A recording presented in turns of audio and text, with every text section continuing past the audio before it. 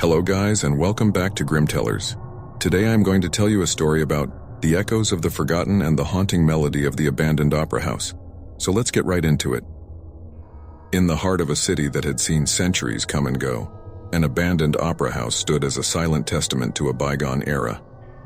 This grand building, once resplendent with music and elegance, had fallen into disrepair, its history fading into the shadows. But amid the whispers of the past, one story stood out: the eerie tale of the forgotten opera house's haunting. The story began with a curious historian named Alex, who had always been drawn to the mysteries of the past.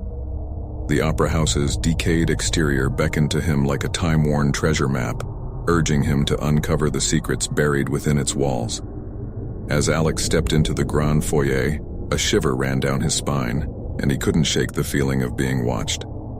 The once beautiful chandeliers now hung askew, casting elongated shadows that seemed to dance to a ghostly melody.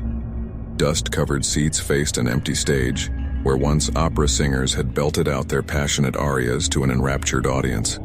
Guided by his flashlight, Alex ventured deeper into the building, his footsteps echoing through the empty corridors. The air was heavy with a mixture of dust and a sense of longing, as though the echoes of performances long past still lingered in the air. It was said that the opera house's haunting was connected to a tragedy that had befallen one of its star performers. As Alex delved further, he discovered a room tucked away backstage, a dressing room cluttered with decaying costumes and faded mirrors. Amid the debris, he uncovered a tattered journal, its pages filled with the innermost thoughts of a once celebrated opera singer named Isabella. The journal spoke of Isabella's rise to fame, her adoration of the stage, and her passionate love affair with a fellow performer. But as Alex read, he unearthed a darker tale, a tale of jealousy, betrayal, and a love that had been twisted by obsession. Isabella's journal hinted at a tragic ending, a performance that had gone horribly wrong, and a voice that continued to haunt her even in death. As Alex's flashlight flickered, he heard a distant, mournful melody drifting through the air. He followed the sound, finding himself drawn to the opera house's abandoned balcony.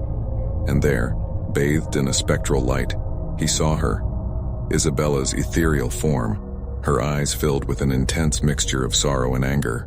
The haunting melody grew louder, filling the air with a melancholic symphony that seemed to echo from a time long gone.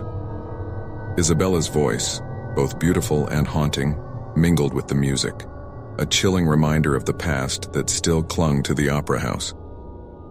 Driven by a mix of fear and empathy, Alex approached Isabella's apparition. He spoke softly, acknowledging her pain and the tragedy that had befallen her. As he did, Isabella's form seemed to waver and her expression softened. It was as though she longed to be heard, to have her story told and her suffering acknowledged.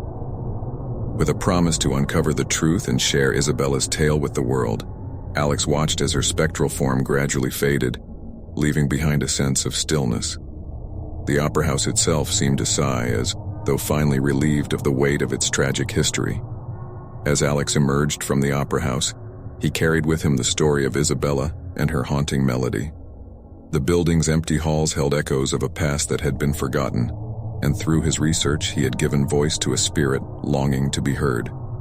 And so, the haunting of the forgotten opera house became a tale of love and loss, of passion and betrayal, and the enduring power of music to transcend time and space.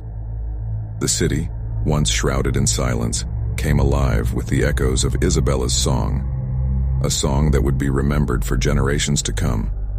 That concludes this chapter of darkness. Stay tuned for the next nightmare on Grimtellers. Until then, keep your lantern close and your courage closer. See you in your nightmares.